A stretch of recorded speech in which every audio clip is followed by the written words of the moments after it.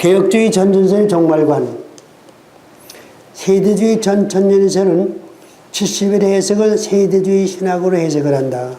네, 세대주의 신학, 이제 세대주의 이 인류의 역사의 시대를 7세대로 나누어 가지고 이제 그것이 하나의 신학적 체계를 세우고 그 원론을 세운 것이 세대주의 신학인데, 바로 그 세대주의 신학에 입각해서 71회를 해석합니다.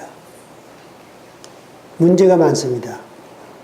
그리고 무천년설에서는 71회 해석을 70년대의 역사적 사건을 해석을 합니다. 무천년설은 71회를 완전히 인류의 종말적인 사건으로 보지 않고 무시해버립니다. 70년대에 성취된 역사적 사건이다. 이게 무천년설에서는 70일에서 배울 것이 없습니다.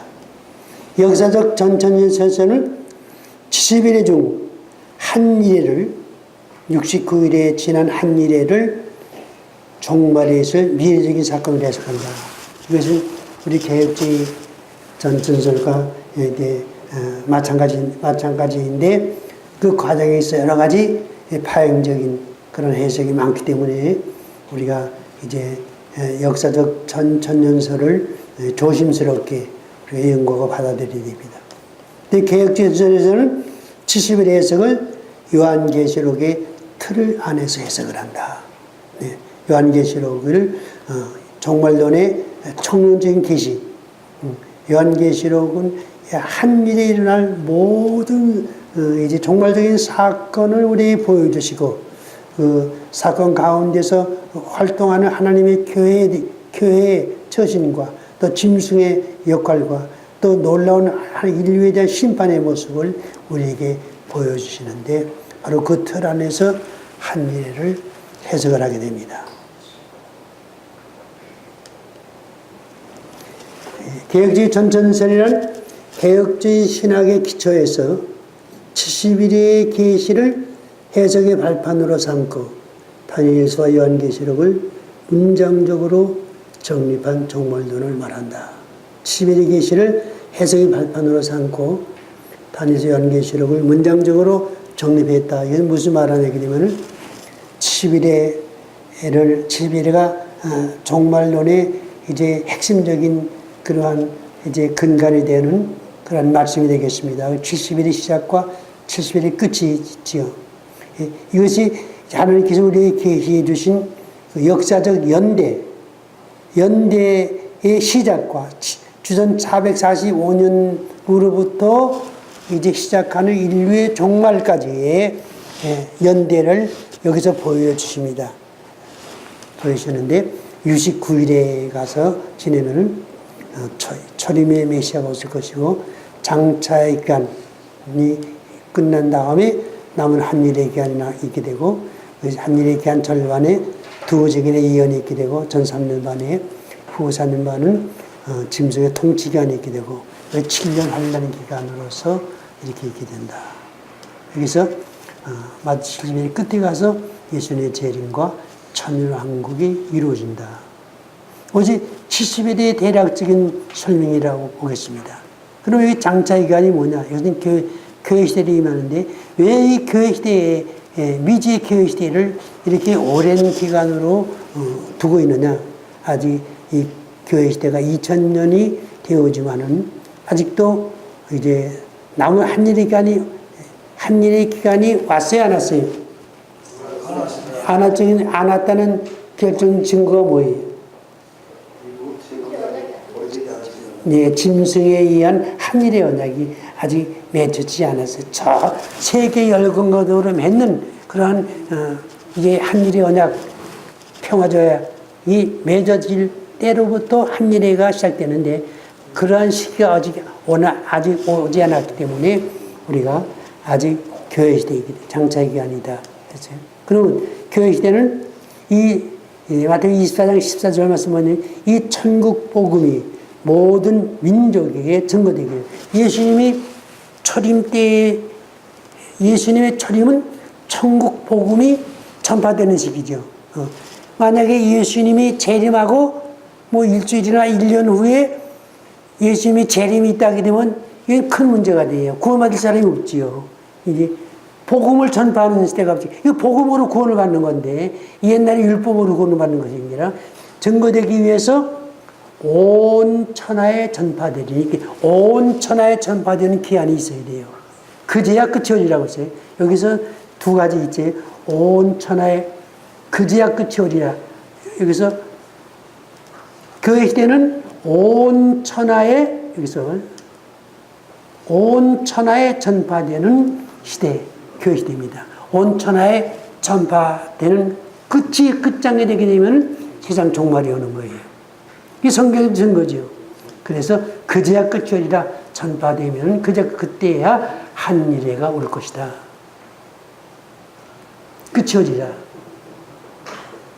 그래서 교회 시대와 이디나무 한미래 시대와의 간격이 왜 교회 시대라고 하는 미지의 시기가 왜 있느냐, 그 시기가 왜 아직까지 계셨다느냐 하게 되면 아직도 구원받을 사람들이 있기 때문에 그래요.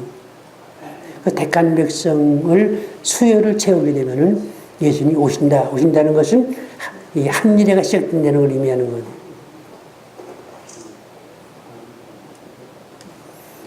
(70일) 중 한미래 기간은 7년 환란 기간입니다. 이 기간이 성경의 종말 기간이다. 물론 우리도 이 종말 시대에 살고 있지만은 원 성경적인 종말 기간, 선을 그은 종말 기간은 한미래의 기간을 의미하는 것이다. 유대인들이 당하는 한미래 사건과 교회가 받을 한미래 사건은 확연히 다르다. 이것을 우리는 알아야지요. 이 개혁주의 전전설에서는 구분이 됩니다. 유대인들이 당하는 한미래 사건과 교회가 받을 한미래 사건은 확연히 다르다. 첫째로 교회가 당하는 한미래 사건 중에 전 3년 반은 두 주기의 예언 기간이 됩니다. 그러나 이제 유대인들은 두 주기의 예언을 받아들이지 않고 짐승을 그들의 메시아로 영접하는 그러한 일이 생기는 것입니다. 그리고 후 3년 반은 교회는 이미처의 보호를 받지만은 유대인들은 짐승에 의해서 환난과 핍박을 받는 그러한 무서운 대환란 기간을 맞게 된다. 70일 중 한때와 두때와 반때는 유대인의 남은 자들을 위한 종말 계시로 유대인들에게만 해당된다. 이제 다니엘서 9장 24절에서 27절까지의 한일의 70일에 대한 계시는 계시 중에 남은 한일에 대한 계시는 유대인들의 종말 계시로 유대인들에게만 해당되는 그러한 말씀이다.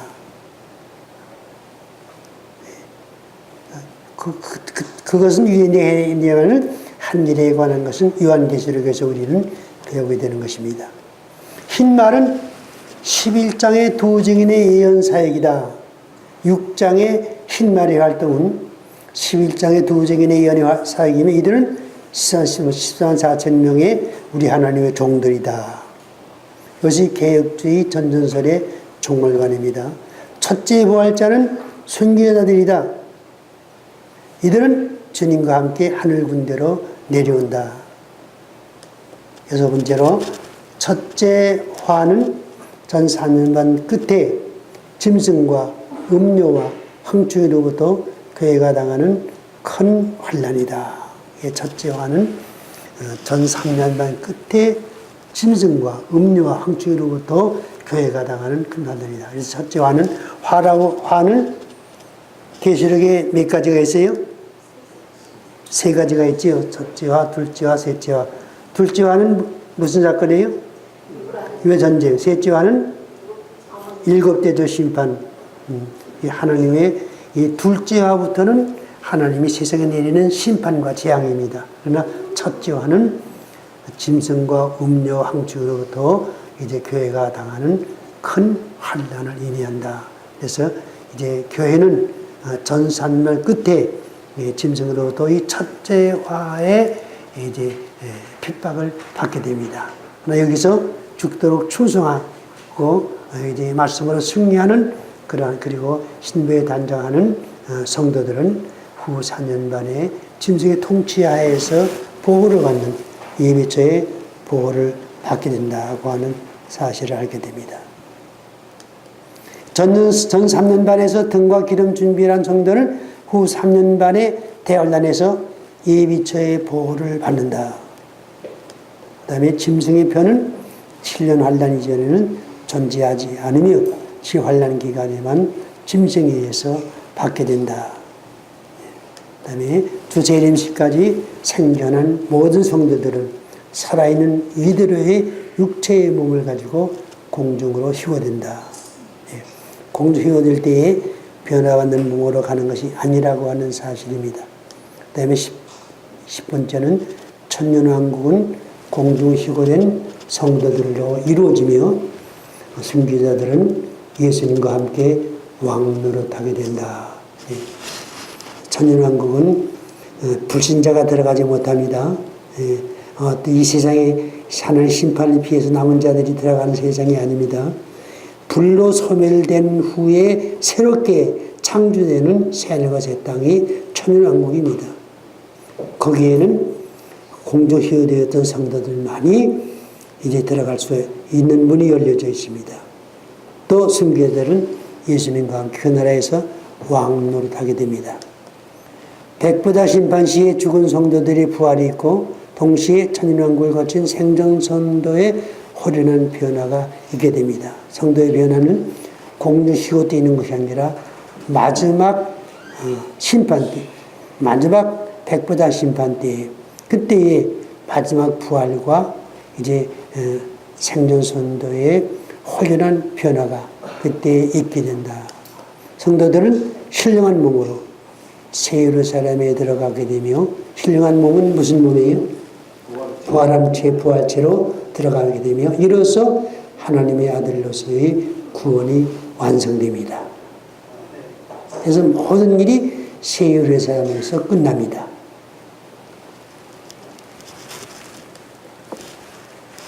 이제 문장적으로 정립한 사건의 각 주제를 이제 각 사건을 우리가 이제 연구할 때에 유다의 전쟁 첫째와 둘째와 셋째와 예를 들다면 그 사건에 대한 자세한 이제 내용을 우리가 정립합니다.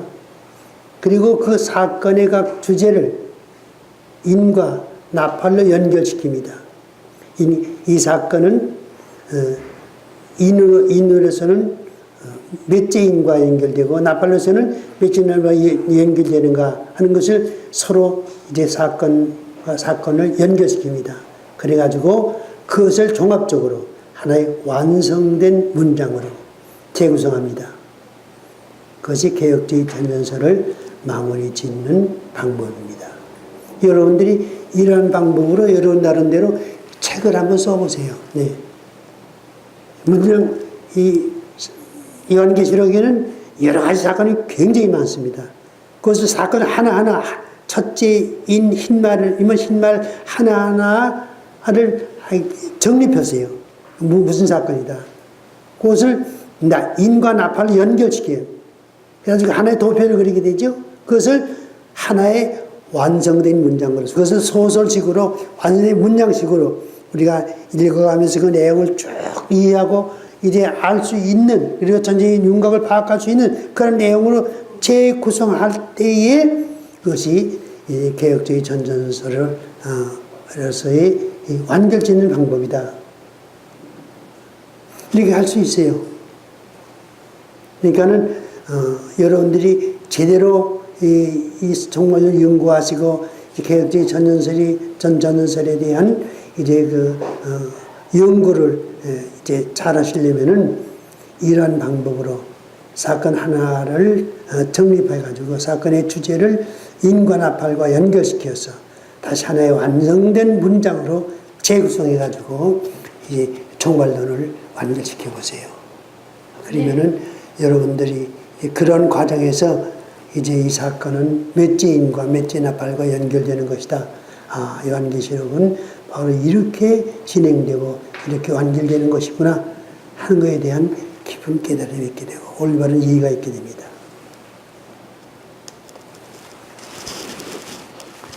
우리는 한 말은 정말 하나님의 종들입니다. 여기 앉아있는 우리를 의미하는 거 아닙니다. 그러다가 다른 사람이 오해하기가 쉽습니다. 우리는 정말 시대에 살아가는 하나님의 종들은 하나님의 종들이라고 목회자만 의미하는 것이 아닙니다. 그것이 하나님 앞에 믿음으로 바로 서고 이제 종말의 사명으로 해서 생명을 바치고자 하는 그러한 순리적인 사명 가진 성도들은 바로 이 하나님의 종들에 포함되는 것입니다. 천사의 손에 편해인 작은 두루마리를 받아먹고 우리는 이제 작은 두루마리를 받아먹고 그날에 주님께 우리 하나님의 종으로 쓰임받을 종말의 사명자 되기를 소망하며 기대한다. 아멘. 예. 종말 시대의 하나님의 종들은 바로 이러한 자세를 가지고 성경을 연구하고 이제 종말관을 가지고 또 이제 신앙적인 자세를 가지고 이제 선교적인 그러한 사명을 가지고 목회를 해야 된다. 이것은 비단 여기 앉아있는 우리만의 소망이 아니라 종말 때 살아가는 모든 하나님의 종들의 소망이며 그러한 사명이 되기를 이제 바라는 것입니다. 이것은 제가 말씀하시는 것이 아니에요. 성경에서 말씀해 주는 바죠. 계시록 10장 8절에서 11절 말씀 보세요. 하늘에서 나서 내게 들리던 음성이 또 내게 말하여 이르되, 이것은 내게라고 하는 말은 요한, 직접적으로는 요한에게 한 말씀이요. 그 다음에는 이제 그 배후에는 요한의 사명을 가지고 이 작은 책의 두루마리를 읽는 성도, 이 정말 사명을 가진 성도들에게 하시는 말씀이에요. 내게라고 하는 바로 우리는 내게 한 말씀을 들어야 돼요. 음성이 내게 말하여 이르되 말하여 네가 가서 바다와 땅을 밟고 서 있는 전사의 손에 편해인 두루마리를 가지라 하기로 내가 전사에게 나아가 작은 두루마리를 달라 한즉 전사가 이르되 갖다 먹으리라. 네 배에는 쓰나 네 입에는 꿀같이 달리라. 이 작은 두루마리는 바로 요한계시록 계시된 내용을 말합니다. 내가 천사의 손에서 작은 두루마리를 갖다 먹어버리는데 입에는 꿀같이 달리만은 우리가 요한계시록 배우고 주 재림의 소망 가운데 이 말씀 우리가 읽고 읽을 때 주 재림의 소망 가운데 우리가 기뻐하고 감사하고 꿀같이 단 역사가 일어납니다. 그러나 먹은 후에 내 배에는 쓰게 되더라. 이것을 완전히 소한 자에게는 쓴 역사. 이러한 사명이 내게 있구나. 나는 이 사명을 순교적인 정말의 사역자가, 정말 예언의 사역자가 되기를 원한다고 하는 그러한 간절한 마음의 소망이 있어요. 소명이 있어야 됩니다. 쓰게 되리라. 그에게 말하기를 쓰게 된다. 이러한 영적인 체험을 갖는 종이 바로 내게 들리던 음성, 내가 바로 내가 되고 내가 바로 내가 된다는 사실을 알게 됩니다. 이것이 바로 우리 하나님 종들의 반열에 들어갈 4,000명이요 또 4,000명의 반열에서 두 증인의 예언의 사역을 이룰 그러한 이제 하나님 종이 되는 것이다. 그가 내게 말하기를 여기서 중요하죠. 네가 많은 백성과 나라와 방언과 임금에게 다시 예언하리라. 이 다시 예언하는 것은 영원한 복음을 말해요. 이 1003년 반 동안 1000일 동안 예언할 말이에요. 그러면서 요 다음에 넘어가는 것이 11장의 두 증인의 예개 사역에서 나오는 날아가는 존재는 바로 여김에 너라고 하는 내게 말하기를 하는 나, 네가 많은 백성과 하는 네가 바로 나, 바로 이러한 소명받은 배에서는 쓴 역사가 일어나가지고 전하라고 한 소명 가진 내가 바로 두 증인의 사명자가, 승리 사명자가 되어서 1260일 동안 4년 반 동안 영원한 복음을 전하는 예언의 사역자가 된다. 그렇게 되기를 소망을 기대한다. 그렇게 되라는 거예요. 우리에게. 그게 돼야 된다는 거예요. 이것은 우리가 가상적인 어떤 토론이라든가 제 권면의 말씀이 아니라 성경에서 우리에게 그렇게 되라고 명령하시는 말씀이에요. 그래서 이 말씀에 우리가 따라서 이 소망을 가지며 이 소망을 기도해야 된다고 것입니다. 여러분 가운데는 참 이러한 소망 가지고 이제 참 오랫동안 아직도 주님 오실지 언제 오실지 우리가 알지 못하지만은 시련과 연단 가운데 계신 분들이 많아요. 그렇지만 그 시련과 연단을 무엇으로 이겼습니까? 이 소망으로 이긴 것입니다. 이 소망 가지고 이기는 것입니다. 그날에 내가 이러한 이제 영광을 이루게 된다고 하는 소망을 갖게 된다고 하는 사실을 알 수 있습니다. 우리는 이스라엘 각 지파 중에서 인침받은 우리 하나님의 종들의 반열에 들어가 종말의 예언의 사명을 이룰 수 있기를 소망한다. 7장에서 이르되 우리가 우리 하나님의 종들의 이마에 인치기까지 우리 하나님의 종들이라고 그랬습니다.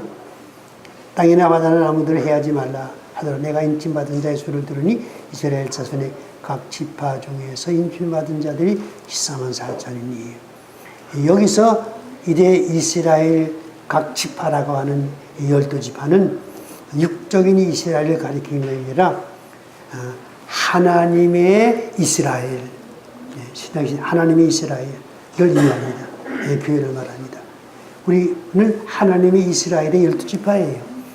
하나님 이스라엘은 바로 아브라함의 믿음을 따라서 생성되는 그러한 믿음의 성도를 의미하는 것입니다.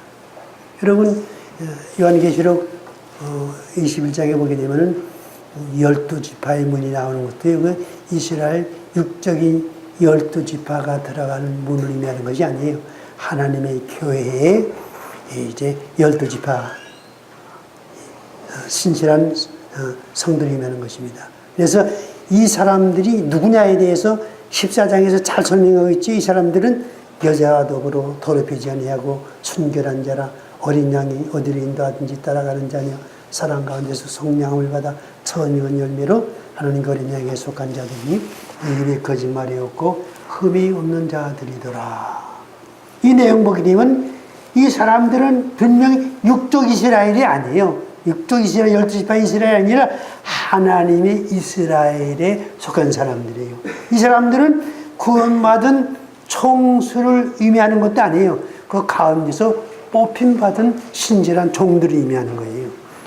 말하자면 이제 배는 쓰게 돼 가지고 이제 예언의 말씀을 전하라고 한 사명자를 가리킨다고 하는 이 말씀을 알아야 됩니다. 우리는 두 증인의 사명을 받아서 1260일간 예언의 말씀의 잣대로 종말의 순전적인 예언의 사역을 이루기를 소망한다.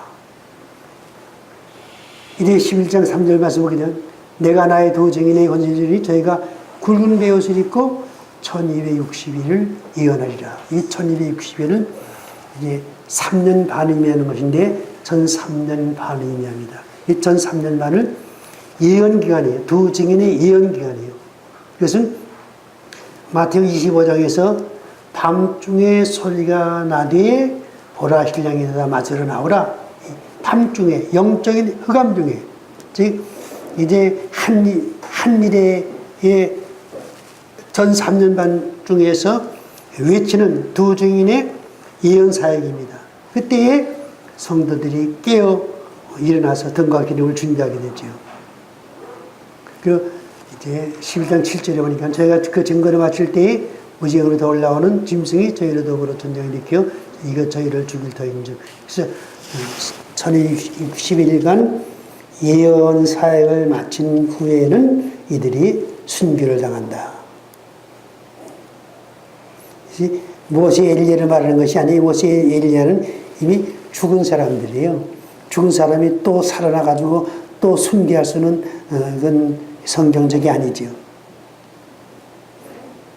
이 사람들을 문하게 되면 10장, 아까 말씀드린 10장 11절 말씀인데요. 그가 내게 말하기를 네가 많은 백성과 나라와 백성과 임금에게 다시 예언하리라. 예언 사명 받아가지고 11장에서 두 증인의 권세를 가지고 천육시간 예언 사역을 마친 후에 김정희에서 죽임을 당하는 부활 승천하는 그런 역사가 일어나게 돼요. 바로 다른 사람인 것이 아니라 바로 종말의 사명자, 예언의 사명자로 준비한 하나님의 종들, 우리를 사명자들을 의미하는 것이다. 그 사명자는 누구냐 하게 되면 천사의 손에서 작은 두만을 받아 먹고 입에는 달려 맺은 그러한 역사를 이제 이룰 그러한 종으로서 정말에 하나님에 의해서 소명받은 사역자다. 이 사실을 잘 알아야 되겠죠. 우리는 죄 재림 때에 주님과 함께 하늘 군대로 내려와 짐승의 군대를 심판하기를 소망한다.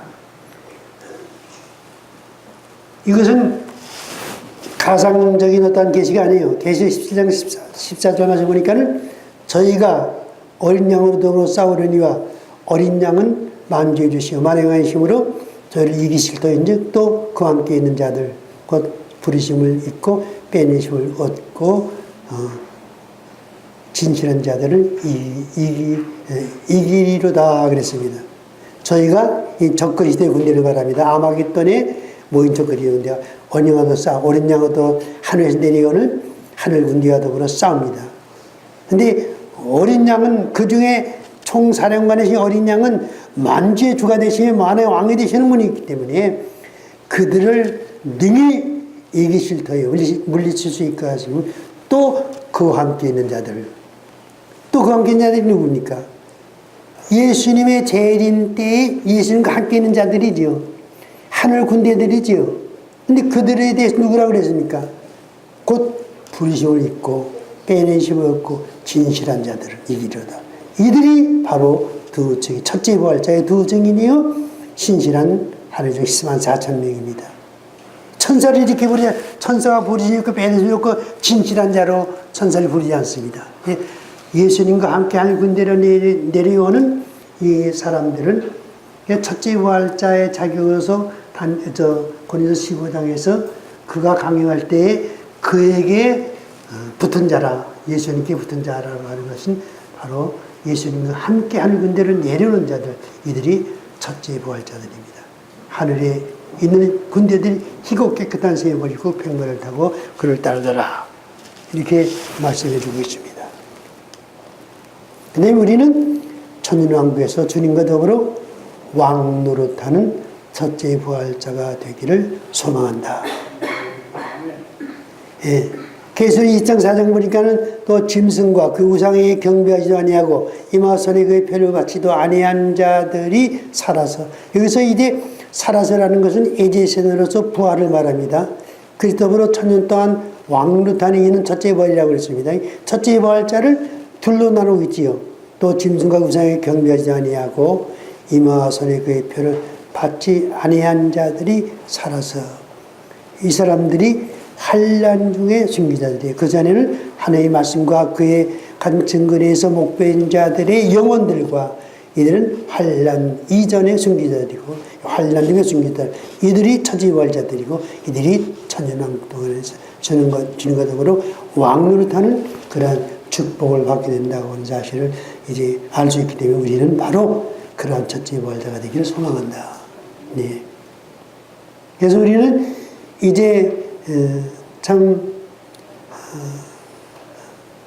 선교지에 가서 우리 한독서 목사님 중국에 계시면은 순교가 될지도 모르는 그러한 시대가 중국에 가까워오고 있어요. 그렇죠? 이 기독교를 핍박하고 가정교회를 이제 핍박하고 이제 복음 전하게 되면 가정교회에서 복음 전하게 되면 또 이제 감옥에 집어넣고 뭐 가장 가까운 방법은 북한에 가서 복음 전하게 되면 순교대 반열에 오게 되죠.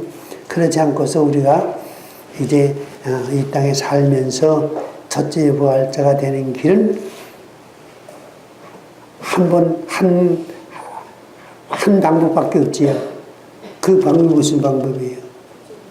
종말에 와서 두 증인의 사명 가지고 짐승에서 순교당하는 그 방법. 우리는 바로 그러한 첫째 부활의 소원을 가졌다는 게 암주에서 옷이 없어서 그날에 우리는 이러한 사명 가지고 순교하겠습니다.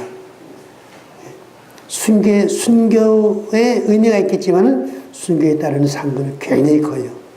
1000년 동안 왕노릇하는 이 주님과 더불어 왕노릇하는 축복, 그 영광스러운 어린 양의 성에서 이제 1000년 동안 삶의 왕노릇하고 또 그 왕권을 가지고 천국 들어가서 천국에서 영원토록 왕노릇하는 그런 축복, 그 순교 가지고 그런 축복이 있게 되는 거예요. 여러분 요즘 그 재미있는 연습곡이 있습니다요. 뭐 명불허전이라고 이제 그 이조 시대의 그 유명한 침술사가 침노는 한의사가 이제 거기서 화살을 맞고 죽었는데 이제 20세기 서울에서 살아나가지고 거기서 이제 한의원에서 한의사하고 또 여기면서 이제 죽어가지고 또 이조 시대로 돌아가는데 거기면서 시대로 돌아갈 때는 반드시 죽는 역사가 있더라고요. 그래가지고 이제 이 생에 왔다가 저 생에서 왔다 갔다 하는 그러한 이제 연속극이 있는데 때때로 이제 재미있어서 제가 보는데 한 번 순교하기가 뭐 그렇게 어려워요. 죽으면 그 즉시로 첫째 부활자 영광을 그 사람들이 뭐냐 이 생에서 이제 한의사 노릇하는 그러한 것이 아니라 그리스도로 천당 왕 노릇하는 축복과 영원한 천국에서 왕권 가진 그런 축복을 누리게 되는데 그것을 기대하지 않는 그러한 종들이 어디 있겠어요. 그다음에 우리는 천년왕국의 왕권을 가지고 새 예루살렘에 올라가 세세토록 왕노릇하는 복받기를 소망한다. 이 사실에 22장 24절에 보면 만국이 그 빛 가운데 다니고, 만국이라는 것은 모든 예루살렘에 들어가는 모든 성도들이 바로 하나님의 찬란한 빛이 있는 새 예루살렘 빛 가운데 다니고 땅의 왕들이 자기 영광을 가지고 땅의 왕들이 천년왕국에서 왕노릇하는 왕들이 이 세상에서 왕노릇하는 대통령들이 아니에요. 그들이 무슨 그들이 구원받아서 천국 가기는 굉장히 어려울 거예요. 예수를 믿지 않기 때문에 자기 영광을 가지고 그리로 들어가리라. 천년왕국의 왕권 가진 첫째 부활자들이 자기 왕의 영광을 가지고 새 예루살렘에 들어가는 이런 축복을 받게 됩니다. 다시 밤이 없겠고 등불과 햇빛이 쓸데없으니 주 하나님이 그들에게 비치심이라. 그들이 세세토록 왕노릇하리로다. 그들이라고 하는 것은 바로 왕권을 가지고 들어간 하나님의 종들로 가네요. 그들이 세세토록 왕노릇하는 그런